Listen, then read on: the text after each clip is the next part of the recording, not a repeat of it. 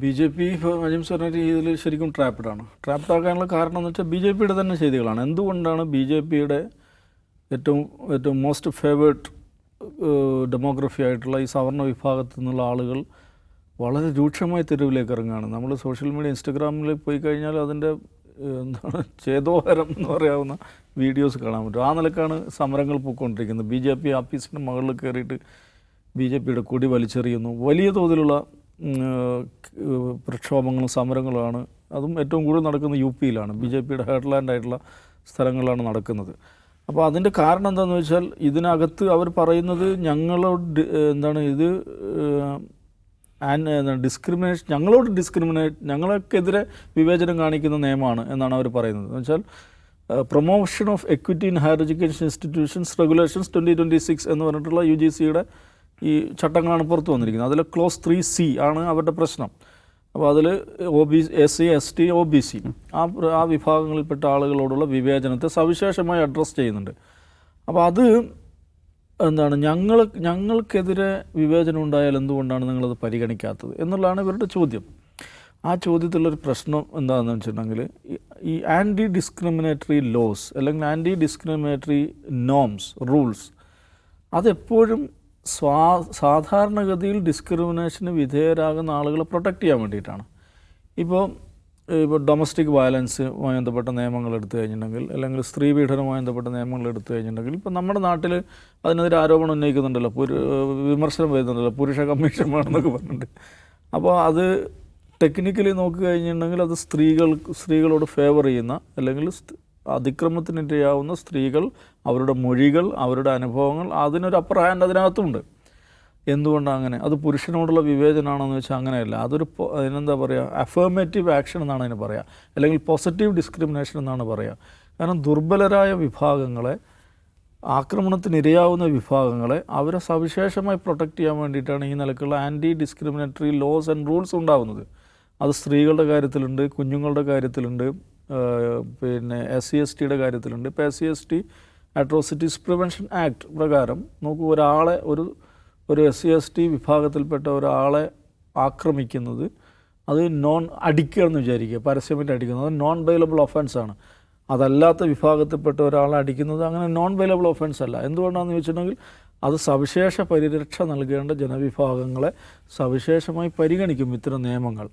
അപ്പോൾ സ്വാഭാവികമായിട്ടും നമ്മുടെ വിദ്യാഭ്യാസ സ്ഥാപനങ്ങൾ, ക്യാമ്പസുകളിൽ SC വിഭാഗത്തിൽപ്പെട്ട ആളുകൾ, ST വിഭാഗത്തിൽപ്പെട്ട ആളുകൾ, OBC വിഭാഗത്തിൽപ്പെട്ട ആളുകൾ അവർ വലിയ തോതിൽ വിവേചനത്തിന് വിധേയരാകുന്നു. വിവേചനം എന്ന് പറഞ്ഞിട്ടുണ്ടെങ്കിൽ വിദ്യാർത്ഥികളുടെ ഭാഗത്ത് മാത്രമല്ല, ഇൻസ്റ്റിറ്റ്യൂഷൻ്റെ ഭാഗത്ത് നിന്നുള്ള വിവേചനങ്ങൾക്ക് വിധേയമാകുന്നുള്ളതിൻ്റെ ധാരാളക്കണക്കിന് അനുഭവങ്ങൾ വന്നു. നമ്മുടെ മലയാളിയായിട്ടുള്ള ഫാത്തിമ നഫീസ് എന്ന് പറയുന്ന കൊല്ലത്തുള്ള ഒരു പെൺകുട്ടി ചെന്നൈ IITയിൽ മരണപ്പെട്ട സംഭവം അറിയില്ലേ? അവർ SCയിൽപ്പെട്ടല്ല, STയിൽപ്പെട്ട, അവർ OBC മുസ്ലിം വിഭാഗത്തിൽപ്പെട്ടാണ്, OBC കാറ്റഗറിയിൽപ്പെട്ടാണ്. അപ്പോൾ ഫാത്തിമ നഫീസിൻ്റെ കുടുംബം ഉന്നയിച്ച ആരോപണങ്ങൾ അവിടെയുണ്ട്. അവർക്ക് ഏതെങ്കിലും നിലക്കുള്ള ഒരു ലീഗൽ പ്രൊട്ടക്ഷൻ അവർക്ക് കിട്ടിയിട്ടില്ല. അവർക്ക് ആ കുഞ്ഞ് നഷ്ടപ്പെട്ടു എന്നുള്ളതല്ലാതെ ഏതെങ്കിലും നിലക്ക് ആ പ്രശ്നത്തിൽ ഇടപെടാൻ അതിനുള്ളൊരു ഫ്രെയിംവർക്ക് നമുക്കില്ല. കാരണം അവിടുത്തെ ആ ഇൻസ്റ്റിറ്റ്യൂഷൻ്റെ ഉത്തരവാദപ്പെട്ട ആളുകളുടെ ഭാഗത്തു നിന്നുണ്ടായ വിവേചനമാണ് അവരുടെ കുടുംബം മുന്നോട്ട് വെച്ചത്. ഒരുപാട് വിദ്യാർത്ഥി സംഘടനകൾ ഏറ്റെടുത്തു ബഹളം വെച്ചു എന്നുള്ളതല്ലാതെ നിയമപരമോ ഇൻസ്റ്റിറ്റ്യൂഷണലായിട്ടുള്ള സപ്പോർട്ട് ഫാത്തിമ നഫീസിൻ്റെ കുടുംബത്തിന് അല്ലെങ്കിൽ അവരുടെ മരണവുമായി ബന്ധപ്പെട്ട അന്വേഷണങ്ങൾ ലഭിച്ചില്ല. അപ്പോൾ അതുകൊണ്ട് ഈ രോഹിത് വെമുല ഇൻസിഡൻറ്റിന് ശേഷം ആക്ച്വലി എന്താണ് രോഹിത് വെമുല ആക്ട് നടപ്പിലാക്കണം എന്നുള്ളതായിരുന്നു ആ പ്രക്ഷോഭത്തിൻ്റെ പ്രധാനപ്പെട്ട ഡിമാൻഡ്. കാരണം നിങ്ങൾ ഈ കാണുന്നത് പോലെയല്ല, പ്രത്യേകിച്ച് പ്രീമിയർ ഇൻസ്റ്റിറ്റ്യൂട്ടുകൾ എന്ന് പറഞ്ഞിട്ടുണ്ടെങ്കിൽ അതാണ് അതിലൊരു തമാശ.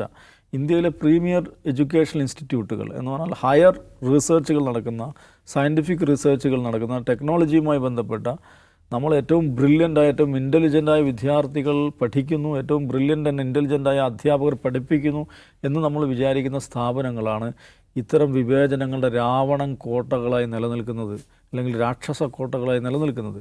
സാധാരണ പാരൽ കോളേജുകളിലോ അല്ലെങ്കിൽ ഡിഗ്രി കോളേജുകളിലോ അല്ല, ഇത്രയും ഉയർന്ന പ്രീമിയർ ഇൻസ്റ്റിറ്റ്യൂട്ടുകളിലാണ് ഇത് ഏറ്റവും അധികം നിൽക്കുന്നത്. അതുകൊണ്ട് ആ പ്രശ്നത്തെ സവിശേഷമായി അഡ്രസ്സ് ചെയ്യണം. അതാണ് രോഹിത് വെമുല ആക്ട് എന്ന് പറയുന്നൊരു ആശയം മുന്നോട്ട് വെക്കുന്നത്.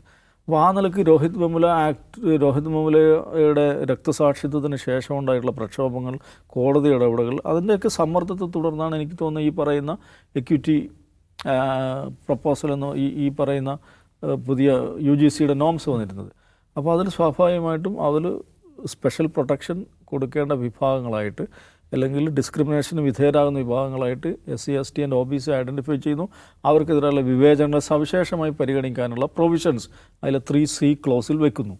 അപ്പോൾ സ്വാഭാവികമായിട്ടും ഇവർ സടകുടഞ്ഞ് നിൽക്കുകയാണ്. സവർണസേന, കർണിസേന എന്നൊക്കെ പറഞ്ഞ് സടകുടഞ്ഞ്. എന്തുകൊണ്ടാണ് ഇവരെല്ലാം എന്താണ് ജനറലി സ്പീക്കിംഗ് അവർ RSS BJP പശ്ചാത്തലത്തിലുള്ളതായിരിക്കും ഈ പ്രക്ഷോഭത്തിന്. അവരെ സംബന്ധിച്ചിടത്തോളം ഈ പറയുന്ന ഭാരതം, ഇന്ത്യ, ഈ മഹത്തായ ഒരു രാജ്യത്ത് അതിലൊരു ജനറലായിട്ടുള്ള റൂൾസ് അല്ലാതെ സവിശേഷമായ പെർട്ടിക്കുലറായിട്ടുള്ള റൂൾസ് ആൻഡ് ലോസ് ഉണ്ടാകാൻ പാടില്ല എന്നുള്ളതാണ് അവരുടെ അടിസ്ഥാന നിലപാട്.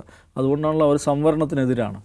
സംവരണത്തിന് എന്തുകൊണ്ടാണ് എതിരാകുന്നത്? സംവരണം എന്ന് പറയുന്നത് ടെക്നിക്കലി അതൊരു ഡിസ്ക്രിമിനേഷനാണ്. പക്ഷേ അതെന്താണ്? അതൊരു പോസിറ്റീവ് ഡിസ്ക്രിമിനേഷനാണ്. സവിശേഷ പ്രശ്നങ്ങൾ അനുഭവിക്കുന്ന ആളുകളെ സവിശേഷമായി ശ്രദ്ധ കൊടുക്കുക, സവിശേഷമായി പരിരക്ഷ കൊടുക്കുക. ഇതാണല്ലോ റിസർവേഷൻ്റെ പിന്നിലെ ഫിലോസഫി എന്ന് പറയുന്നത്. ഇത് ന്യൂനപക്ഷ കമ്മീഷൻ പിരിച്ചുവിടണമെന്ന അഭിപ്രായമാണല്ലോ BJPക്കുള്ളത്. എന്നാൽ നമുക്ക് മനുഷ്യാവകാശ കമ്മീഷൻ ഉണ്ടായിരിക്കെ എന്തിനാണ് ന്യൂനപക്ഷ കമ്മീഷൻ? അവരുടെ ചോദ്യത്തിൻ്റെ അടിസ്ഥാനം എന്താണ്? മനുഷ്യരെല്ലാവരും ഭാരത പൗരന്മാരാണ്, ഇവിടുത്തെ മനുഷ്യരാണ്. അപ്പോൾ മനുഷ്യാവകാശങ്ങൾ സംരക്ഷിക്കാൻ വേണ്ടി നമുക്കൊരു കമ്മീഷനുണ്ട്, അതിന് ലോസ് ഉണ്ട്. അപ്പോൾ മൈനോറിറ്റീസിന് മാത്രമായിട്ട് എന്തിനാണ് ഒരു കമ്മീഷൻ? മനുഷ്യാവകാശ കമ്മീഷൻ വേണ്ടതില്ല എന്നുള്ളതാണ് അടിസ്ഥാന നിലപാട്. ഈ നിലപാട് കേട്ട് വളരെ അങ്ങനെ എഡ്യൂക്കേറ്റ് ചെയ്യപ്പെട്ട കുട്ടികളാണ് ഇവരുടെ റാങ്ക് ആൻഡ് ഫയലാണ്. അവർ എഡ്യൂക്കേറ്റ് ചെയ്യപ്പെട്ട ആ നിലക്കാണ്. ഇത്തരം സവിശേഷമായ പരിരക്ഷകൾ ആവശ്യമില്ല. അപ്പോൾ ജമ്മു കാശ്മീരിന് 370 സവിശേഷമായ ഒരു പ്രൊവിഷനുണ്ട്. അതിനെതിരെ സമരം ചെയ്തു. അവരുടെ അടിസ്ഥാന സമരമായിരുന്നു. പക്ഷെ അതേസമയം അത്തരം സവിശേഷ പരിരക്ഷയുള്ള 371ഉം 2ഉം 3ഉം 4ഉം ഒക്കെയുള്ള സംസ്ഥാനങ്ങൾ വേറെയുണ്ട് എന്നവർ ഓർക്കുന്നില്ല. അപ്പോൾ ഇത് ഒരു ജനറൽ ആയിട്ട് ഒരു തീംസ് അല്ലെങ്കിൽ ജനറൽ ലോസ് എന്നുള്ളതല്ലാതെ സവിശേഷ പ്രശ്നങ്ങളെയും സവിശേഷ വിഭാഗങ്ങളെയും അഡ്രസ്സ് ചെയ്യുന്ന നിയമങ്ങൾ എന്നുള്ളത് ആശയപരമായിട്ട് തന്നെ അവരെതിരാണ്. അങ്ങനെ വളർത്തപ്പെട്ട കുട്ടികളാണ്.